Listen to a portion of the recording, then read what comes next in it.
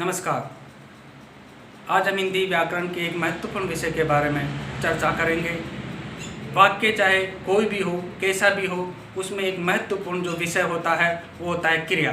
क्रिया के अभाव में कोई भी वाक्य अपना जो महत्व है वो खो देता है। इसलिए आज हम क्रिया के बारे में अध्ययन करेंगे।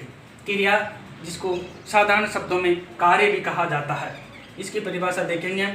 वे शब्द जिनके द्वारा किसी कार्य का करना या होना पाया जाता है उन्हें क्रिया कहते हैं, जैसे लिखना, हंसना आदि। कहने का अर्थ है कि वाक्य में ऐसे शब्द जिनसे किसी कार्य का करना या होना पाया जाता है उनको हम क्रिया कहते हैं। संस्कृत में जो धातु होते हैं जैसे लिख, हंस, इनमें हिंदी के अंदर ना प्रत्यय जोड़ करके हम हिंदी की क्रियाएं बनाते हैं। जैसे संस्कृत में लिख धातु है, ना जोड़ते हैं उसमें प्रत्यय के रूप में, तो लिखना, हंस में ना जोड़ते हैं तो हंसना। इस तरह से हम हिंदी की क्रियाओं की पहचान कर सकते हैं।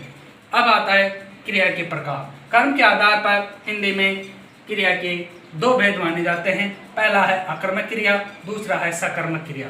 पहले अकर्मक क्रिया के बारे में हम बात करते हैं, तो इसकी परिभाषा के रूप में हम कह सकते हैं वे क्रियाएं जिनके साथ कर्म प्रयुक्त नहीं होता है तथा क्रिया का प्रभाव वाक्य में प्रयुक्त कर्ता पर पड़ता है, उसे अकर्मक क्रिया कहते हैं। कहने का अर्थ है कि वे क्रियाएं जिनके साथ कोई भी कर्म प्रयुक्त नहीं होता है, इस कारण से जो क्रिया का जो प्रभाव है वो वाक्य में प्रयुक्त कर्ता पर ही पड़ता है, इसलिए उसे अकर्मक क्रिया कहते हैं।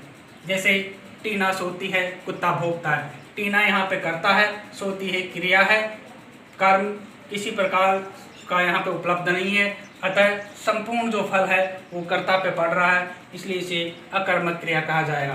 कुत्ता भौंकता है, इसमें कुत्ता कर्ता है, भौंकता है क्रिया है, कर्म का अभाव है, तो संपूर्ण जो फल है वो कर्ता पे पड़ रहा है, इसलिए हम इसको अकर्मक क्रिया कहेंगे। अब आता है हमारा सकर्मक क्रिया। वे क्रियाएं जिनका प्रभाव वाक्य में प्रयुक्त कर्ता पर न पड़कर कर्म पर पड़ता है उन्हें सकर्मक क्रिया कहते हैं। ऐसे वाक्यों में तो क्रिया का जो प्रभाव है वो प्रयुक्त कर्ता पर न पड़ करके कर्म पर पड़ता है और इसलिए हम उसे सकर्मक क्रिया कहते हैं।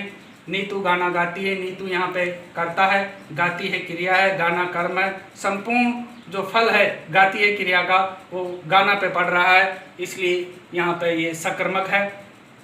कहने का मतलब आगे देखिए, रमा खाना खा रही है, यहाँ रमा करता है, खा रही क्रिया है और खाना कर्म है।